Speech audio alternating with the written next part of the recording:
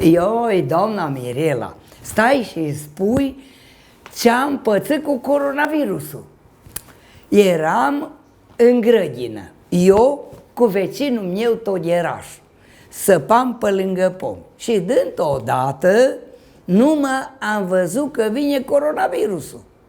Și cum noi nu purtam mască, i-am spăriat și am strigat: Togeraș, ia coronavirusul!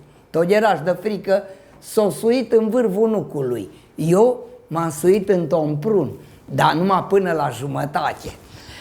Am doamna Mirela și spui drept, eu nu l-am văzut pe coronavirus, numai am gândit că-l văd, că era așa ca trigogoloșe, adică trighemuleță, încârcite, dar cu spini așa pe din afară.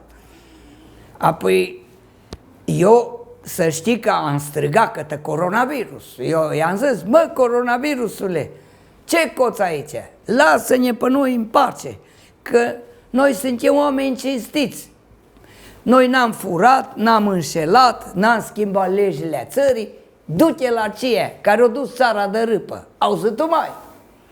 Apoi, doamna Mirela, am stat acolo în pruni, am stat o oră, am stat 2, am stat 3.